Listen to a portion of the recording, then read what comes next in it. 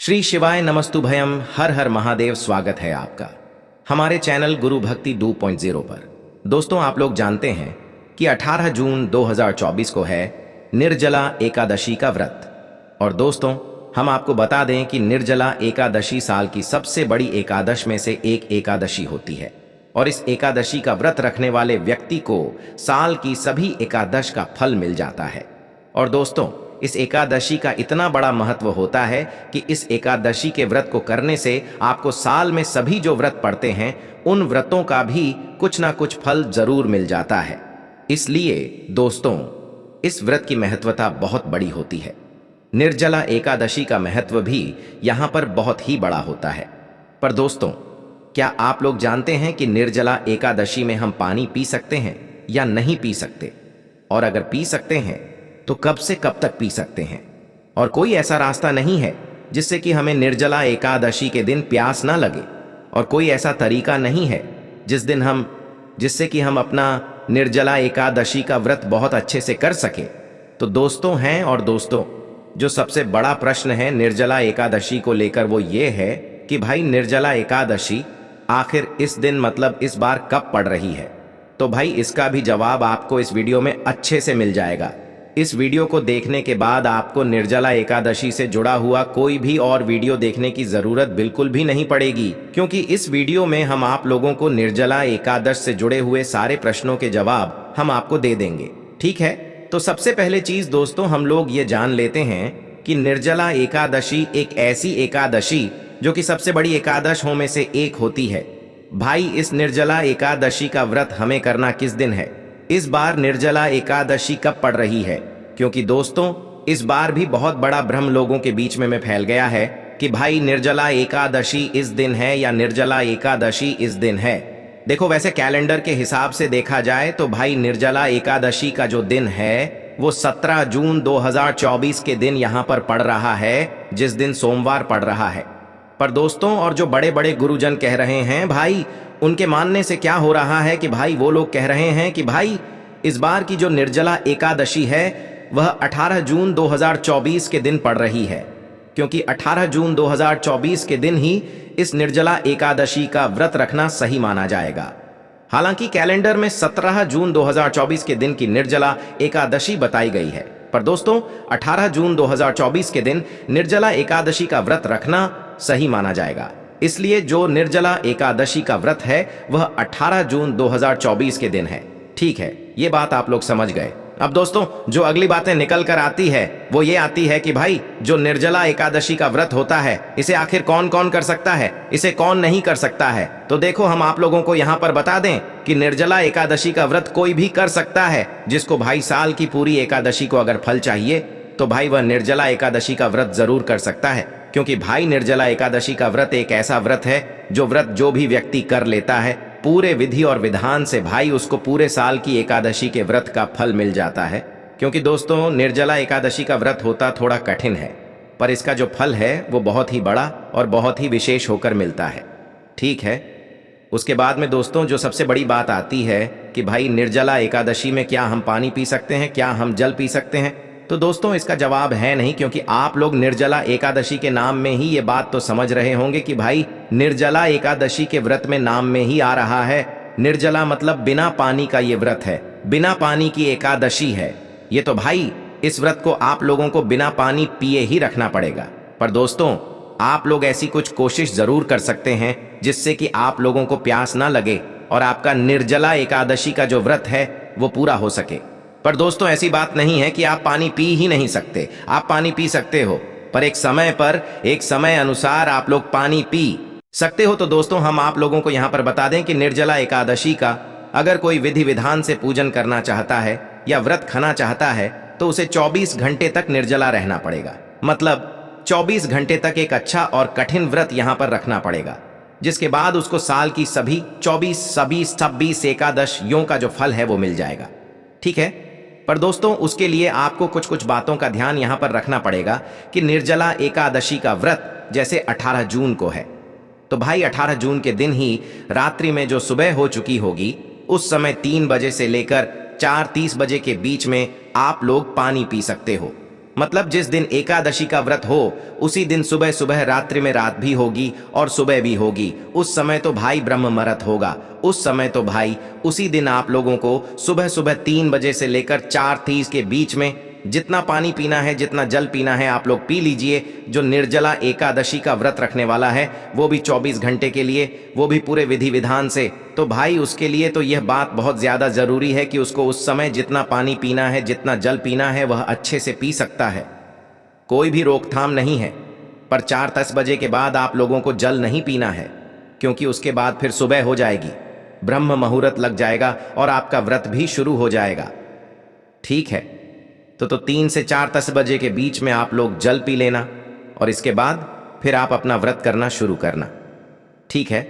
इसके बाद में दोस्तों, आप बहुत सारे लोगों का मन में ये प्रश्न है, क्या हम दिन भर में कोई जल नहीं पी सकते? जी बिल्कुल नहीं। आप निर्जला एकादशी व्रत में दिन भर कोई भी पानी नहीं पी सकते हैं ना।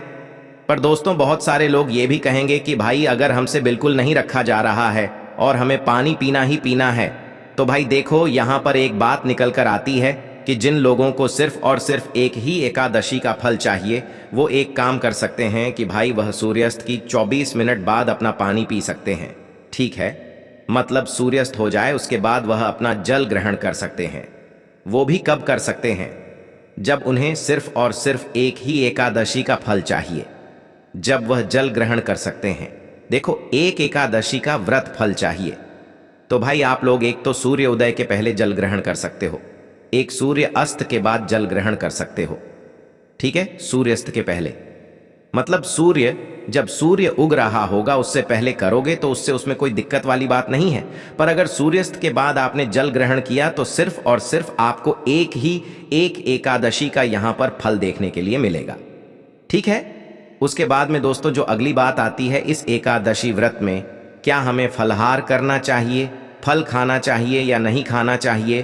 तो देखो यहां पर भी फिर वही बात निकल कर आती है कि अगर आप लोग फलाहार करते हो, फल खाते हो, देखो पानी तो हर चीज में मिला होता है और निर्जला का मतलब क्या होता है कि आपके मुख में पानी नहीं जाना चाहिए। तो भाई देखो, अगर फलाहार वगैरह कुछ कर लेते हो आप दोपहर में या फल वगैरह खा लेते हो, तो भाई इससे ये होगा कि आपका व्रत तो लगेगा पर आपको सिर्फ और सिर्फ एक ही एकादशी व्रत का फल मिलेगा। पर निर्जला एकादशी का जो व्रत होता है यह हमें पूरे एकादशी को व्रत का फल दे सकती है। पर अगर आप लोग फलाहार करते हो, पानी पीते हो, तो भाई इससे क्या होगा? सिर्फ और सिर्फ आपको एक ही एकादशी व्रत का फल मिलेगा। इस बात का आप लोगों को ध्यान रखना है। फलाहार वगैरह कर सकते हो पर सिर्फ और सिर्फ एक ही एकादशी का फल मिलेगा, फिर आपको सभी एकादशियों का फल नहीं मिलेगा। ठीक है, तो इस बात का भी आप लोगों के मन में एक मतलब प्रश्न आता है, वो ये निकल कर आता है कि मतलब अगर हम कभी कोई व्रत नहीं करते हैं या हम कभी कोई एक एकादशी का व्रत नहीं करते हैं तो क्या हम इस व्रत को कर सकते हैं? बिल्कुल कर सकते हो दोस्तों। जो भी लोग इस मतलब कोई भी साल में व्रत नहीं करते हैं या कोई भी एकादशी का व्रत नहीं करते, वो मात्र अगर निर्जला एकादशी का व्रत पूरे विधि और विधान से कर लेना तो उन्हें साल की पूरी एकादशी को तो फल मिलता ही मिलता है, पर साल में जितने भी व्रत पड़ते हैं उनका भी कुछ ना कुछ फल जरूर मिल जाता है। इतनी बड़ी महत्वता होती है इस निर्जला एकादशी की। इसलिए आप लोगों को इस निर्जला एकादशी व्रत के दिन को अपने हाथ से बिल्कुल भी नहीं जाने देना चाहिए और इस दिन व्रत को धारण जरूर करना चाहिए। आपकी जैसी क्षमता हो आप उस हिसाब से इस व्रत को कर सकते हैं, पर जिसको साल की सभी एकादशियों का फल चाहिए भाई उसको पूरा निर्जला रहना पड़ेगा 24 घंटे तक। जैसे आप रात को मतलब सुबह के समय 3 से 2:30 के बीच में जब भी पानी पियोगे तो भाई अगले दिन जाकर आप उसी समय पर पानी पियोगे जब जाकर आपके 24 घंटे का ये व्रत पूरा होगा। ठीक है, 24 घंटे तक आपको जल ग्रहण नहीं करना है, तभी आपका ये व्रत पूरा होगा और आपका व्रत पूरा मान लिया जाएगा। ठीक है। उसके बाद में दोस्तों, अब इस व्रत के बीच बीच में आप लोगों के बहुत बड़ी एक समस्या आएगी, प्यास की है ना, कि भाई आपको प्यास लगेगी। तो भाई प्यास के लिए हम आपको कुछ बातें बता देते हैं। जो लोग पूरे विधि विधान से निर्जला एकादशी का व्रत रखना चाहते हैं और रखेंगे तो भाई उन लोगों को 2-3 दिन पहले से या 24 घंटे पहले से कुछ ऐसे काम करने शुरू कर देने हैं जिससे कि उन्हें प्यास ना लग जाए। आप समझ लीजिए। हम आपको कुछ ऐसे उपाय बता रहे हैं जिससे कि आपको निर्जला एकादशी के दिन प्यास ना लगे और आपका व्रत अच्छे से पूरा हो जाए।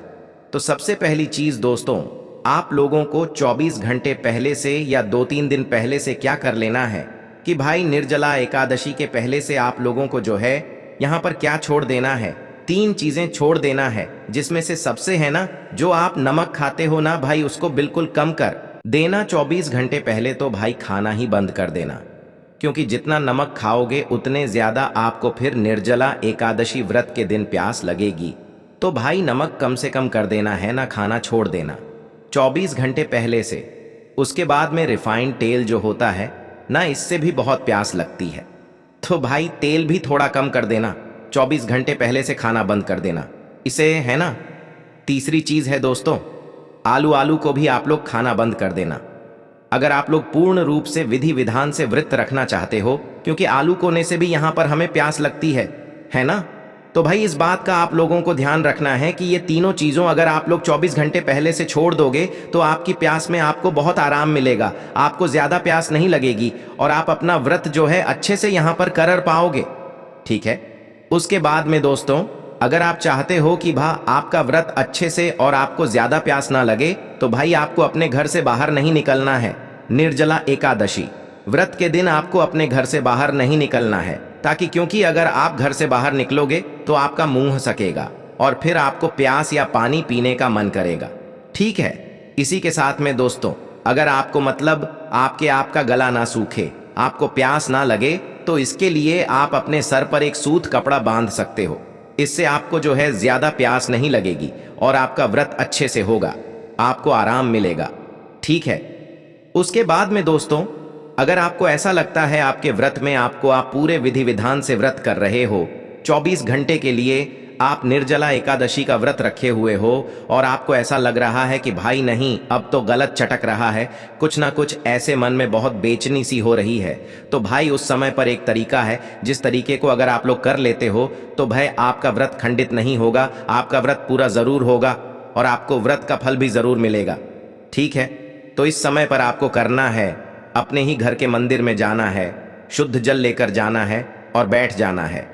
बैठने के बाद अपने सीधे हाथ की अंजनी में, मतलब हथेली में, अंजनी में थोड़ा सा जल लेना है और थोड़ा सा जल लेने के बाद भगवान के सामने बैठकर भगवान के नाम की कोई स्तुति आपको करना है, ठीक है। पूरी एक स्तुति कर लेना है। स्तुति करने के बाद ये जो जल आपने है, ठीक है, इस आचमन को जब आप करोगे तो भाई इससे आपका व्रत खंडित नहीं होगा, क्योंकि जब भी हम कोई स्तुति करने के बाद जल का आचमन करते हैं तो भाई उससे हमारा कोई व्रत खंडित नहीं होता है ना। तो भाई इस जगह पर आप मात्र 1-2 बार आप इसका आचमन कर सकते हो, पर स्तुति करते समय आपको उस अंजनी में अपना जल रखना है और स्तुति पूरी करने के बाद ही जो है उस जल को ग्रहण करना है, ठीक है। तो इस तरीके से आप 1-2 बार वो जल को अंजलि में लेकर ग्रहण कर सकते हो स्तुति करने के बाद में, ठीक है। तो ये एक तरीका हो गया। उसके बाद में दोस्तों, जो दूसरा तरीका है कि अगर आपको ऐसा लगे कि नहीं, आप तो बिल्कुल प्यास से रहा ही नहीं जा रहा है, हम बिल्कुल मन में बहुत बेचैनी हो रही है और प्यास से नहीं रहा जा रहा है, होठ बिल्कुल सूख चुके हैं, तो उस जगह पर आप लोगों को एक सूत कपड़ा लेना है, ठीक है। निर्जला एकादशी व्रत के दिन एक सूती कपड़ा लेना है। उस सूती कपड़े को पानी में भिगो लेना है। पानी में भिगोने के बाद उस सूती कपड़े को अपने होठों पर लगा लेना है, मात्र होठों पर लगाना है।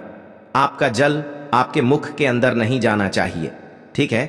तो भाई जो सूती कपड़ा है उसको पानी में भिगोकर अपने दोनों ऊपर नीचे के होठों पर आप लोगों को लगा लेना है, जिससे कि आपको आपके होठों पर आराम मिलेगा और आपको प्यास की भी थोड़ी जो है वो कम हो जाएगी, आपकी प्यास भी यहाँ पर कम हो जाएगी, ठीक है।